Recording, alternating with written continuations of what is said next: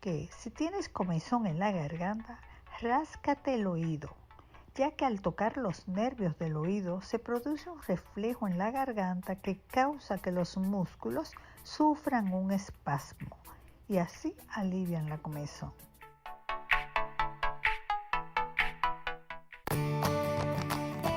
Farmacias Carol presenta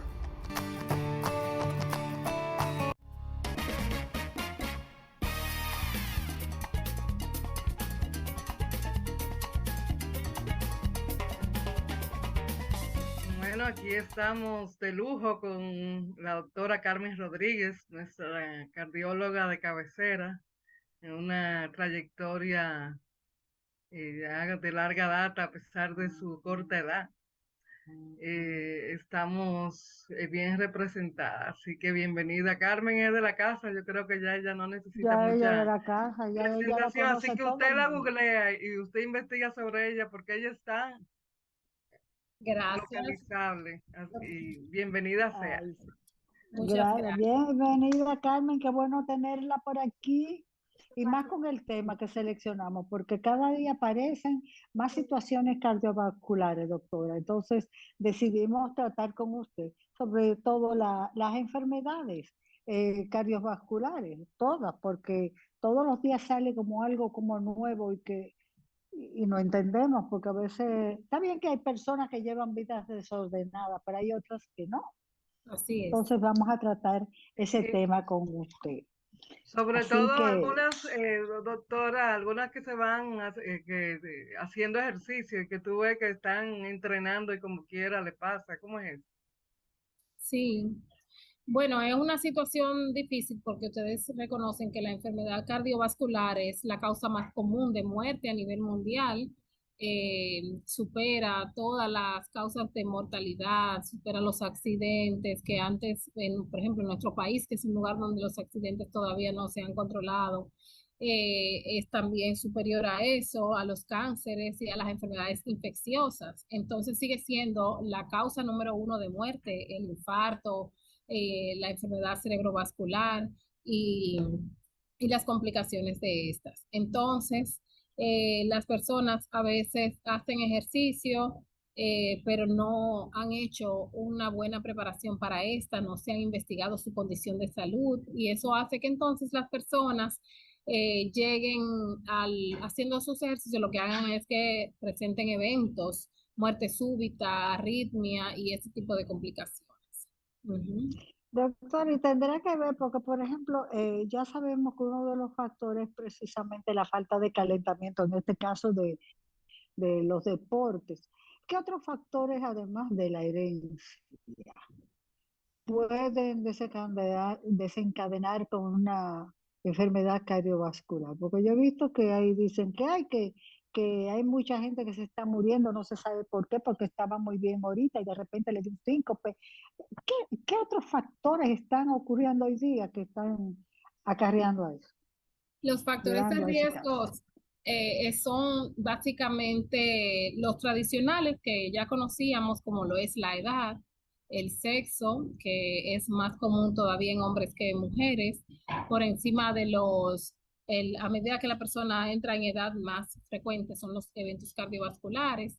El- en cuanto a los antecedentes familiares, la genética de las personas, el tener el colesterol alto, la falta de actividad física, el tabaquismo, el consumo de drogas, narcóticas, el consumo de alcohol, enfermedades infecciosas. Ahora se han sumado, por ejemplo, la infección por COVID que provoca trombos en personas muy jóvenes, una enfermedad inflamatoria acelerada que ha hecho que personas muy jóvenes puedan hacer eventos de una manera repentina.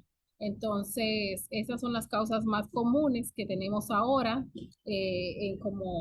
como factores de riesgo. También la obesidad, el sobrepeso y la diabetes, que están ahí de la mano. Pero cada día vemos personas más jóvenes que se murió de un infarto de 20 y tanto. Bueno, ahí vimos, hemos visto algunos de 20 y algo que han fallecido. Y atletas. Sí, lo que Tú pasa estás con esto es muteada, que Ana Mirta.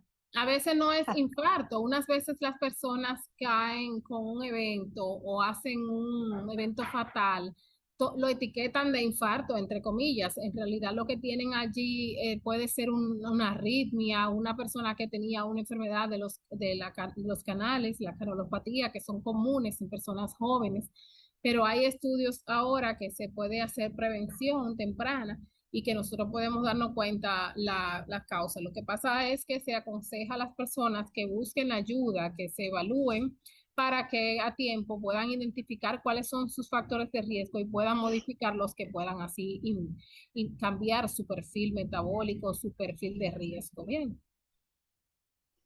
Doctora, hay una situación que dicen que los dolores que dan en la boca del estómago, a veces son infartos que no lo saben identificar. ¿Qué otras causas, por ejemplo, otros síntomas, perdón, pudieran aparecer que pueda confundirse con otra entidad que no necesariamente sea cardiovascular? Porque yo conozco una persona que tenía mucho dolor en la boca del estómago y ahí me duele, y él se tomaba todas las medicinas para ese cáncer. Entonces, ¿qué pasa? De repente la muerte le llegó y era un infarto que estaba ya en camino.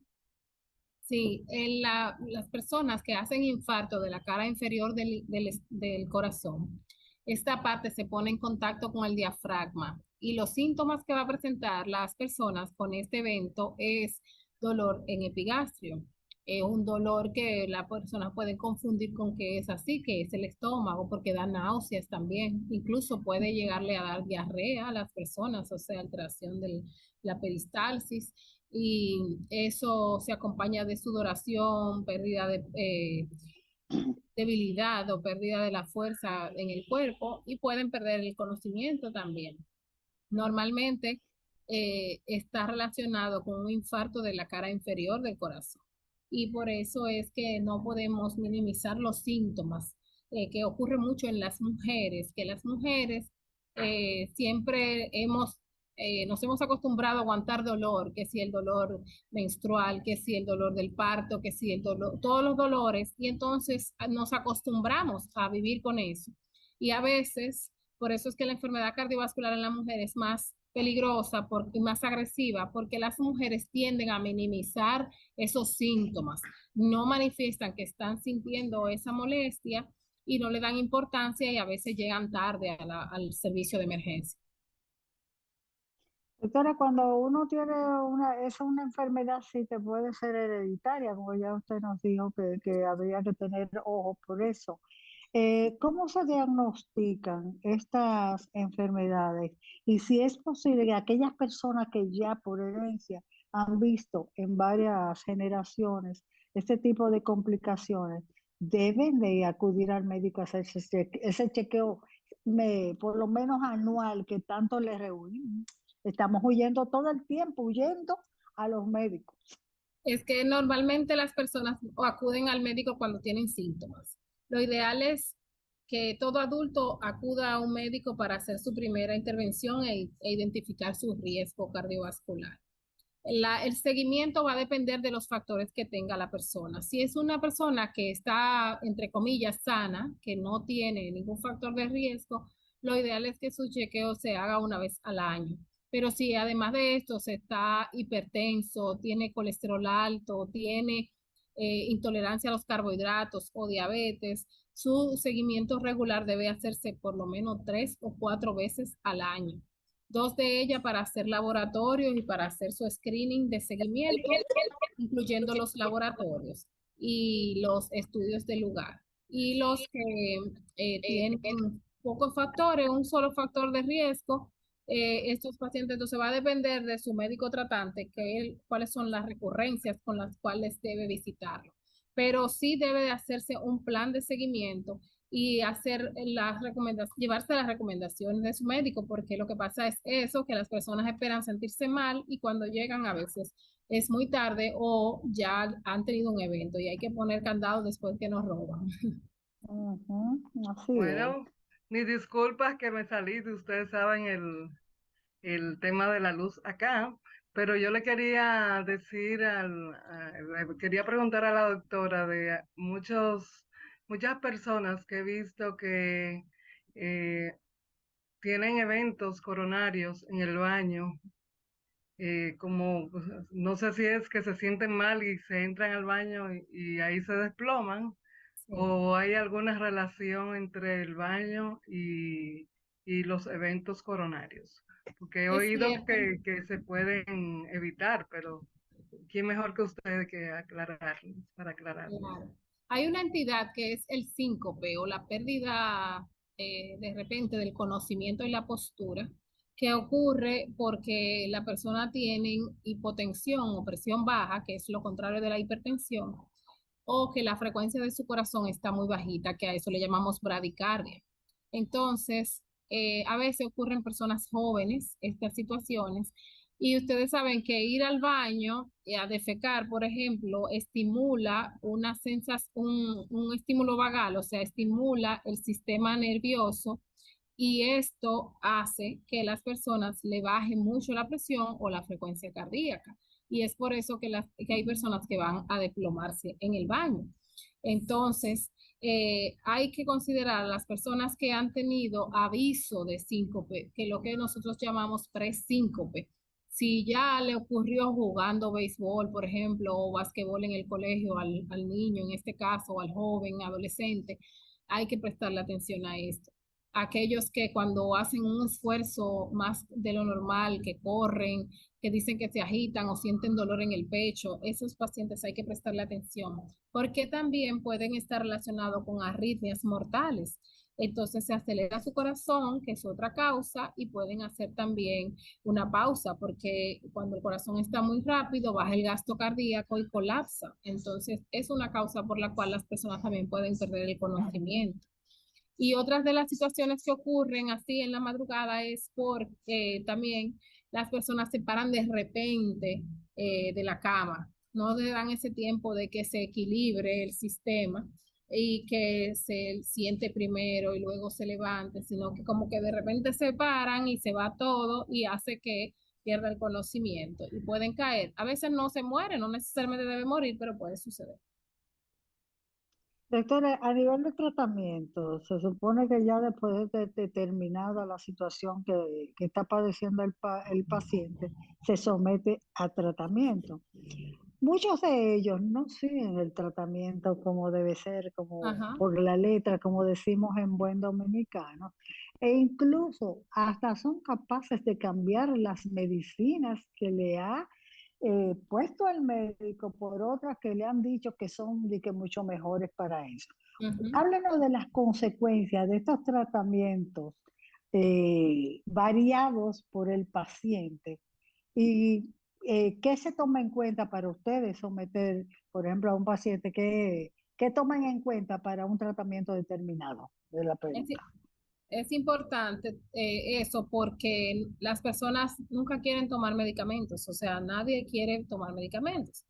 Pero una vez que uno tiene un diagnóstico y que el médico le prescribe algo es porque lo necesita. A veces la gente cree que no es Claro. un capricho nuestro, es simple que se necesita. Pero a veces pasa que, por ejemplo, y eso ocurre más en los jóvenes, que no quieren asumir que tienen una condición de salud y entonces abandonan el tratamiento porque si son hipertensos ya no se sienten con la presión alta, pero eso es porque su presión está siendo controlada por ese medicamento. Si lo abandona, pues va a volver a subirle la presión. Lo que pasa que no va a ser de repente, se toma un tiempo porque todos los medicamentos quedan circulando en la sangre y le va a dar un compás de espera hasta que pierdan toda esa protección y comience a subir. Lo mismo pasa con los antiarrítmicos, con todos los medicamentos que se prescriben. Lo del colesterol, que son también de uso permanente, porque si la persona se les indica, no es por 2 o 3 meses o hasta que le baje, entre comillas, porque se van a hacer una medida de laboratorio y van a ver que está normal y dicen, ah, no, pues ya yo no lo necesito. El hecho de que se le indique ese medicamento es porque se ha demostrado que además de que le va a controlar la condición que tiene, eso ha demostrado beneficio en estabilizar su endotelio, en retrasar procesos, en evitar que, por ejemplo, en el caso del colesterol, la placa siga creciendo y se le obstruya en un momento. Entonces, lo que se recomienda es que las personas se dejen llevar y el medicamento que es de uso continuo lo mantengan todo el tiempo.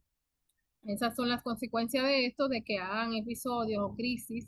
En el caso de la hipertensión, pueden hacer hemorragias cerebrales, pueden llegar con un edema agudo de pulmón, o sea, complicaciones que se pueden evitar si el paciente se toma su medicina. Así es. Hablemos un Doctora, poquito de prevención. Claro. ¿perdón? Prevención. En prevención habíamos conversado justamente hace un ratito cuando tú estabas Cuando yo fuera me del fui. aire, Okay. Sí. que las personas deben de acudir al médico para buscar ayuda y hacer su perfil de riesgo, o sea, descubrir cuáles son los factores que tienen, que pueden en el tiempo generar eventos. Se hacen los estudios del lugar y se le estratifica, que es como se llama, estratificación de su riesgo. Y decirle, bueno, mira, tú tienes un riesgo que comparado con una persona de tu misma edad, si tuvieras todo controlado, tu riesgo fuera de 2, pero en realidad está sobre 10 o 12, pues ya tú entras en un riesgo moderado. Eso quiere decir que de aquí a 10 años tú puedes presentar un evento cardiovascular. Entonces, si tú cambias tu estilo de vida, mejoras los niveles de colesterol, mantienes tu presión controlada, haces un ejercicio de manera regular, abandonas el hábito del tabaco, por ejemplo, si así fuera, pues esta persona va a reducir su riesgo a largo plazo. Y eso es un reto que uno le da al paciente como una tareita para que por su propia salud se estimule y se mantenga controlado.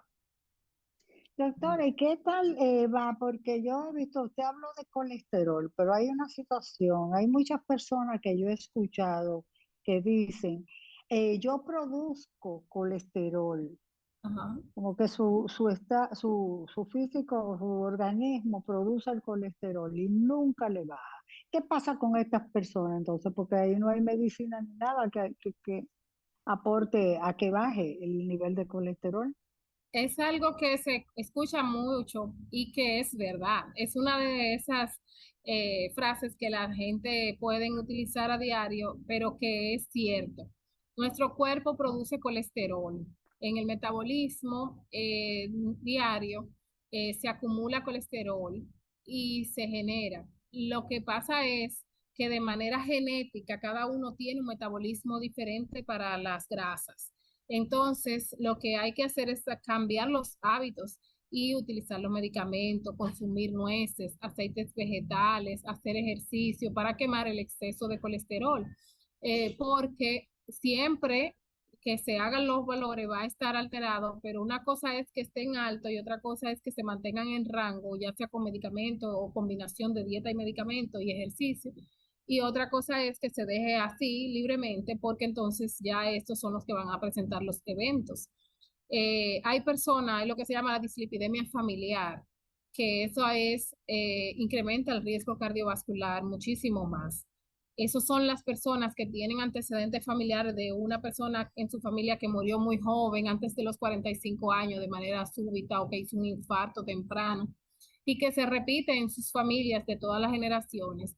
Estos pacientes tienen una enfermedad aterosclerótica acelerada, y estos son los pacientes que hay que investigar a toda su familia. Si encontramos un caso, hay que investigar a toda la familia. Para eso también hay unos medicamentos nuevos que tuvimos ahora precisamente en el Congreso del American College conversando acerca de los nuevos inhibidores directos de los receptores PCSK9, que son fármacos que se inyectan para el colesterol cada 6 meses. O sea, es un medicamento muchísimo más moderno que está garantizando retrasar ese proceso de colesterol para las personas que tienen dislipidemias familiares, que son los pacientes de mayor riesgo. Porque pasa mucho que los pacientes se les da los medicamentos del colesterol. Aquí en nuestro país tenemos que comprarlo, pero en Europa y en Estados Unidos, que se les facilita, lo mandan para acá. Yo no sé si ustedes tienen personas que los familiares le mandan el medicamento del colesterol porque dicen, yo no me lo tomo, me lo dan siempre y yo no me lo tomo. Pero, ¿y por qué no se lo toman? Claro. Bueno, Bueno, nos agotó el tiempo, Anamita. Sería bueno pedirle ya para concluir a la doctora unas recomendaciones generales para todo el mundo, porque exacto. todo el mundo anda como decimos en buen dominicano, como chivo sin ley. Así mismo, y además que nos diga sus coordenadas de dónde Su podemos coordenada encontrar. también. Claro que sí.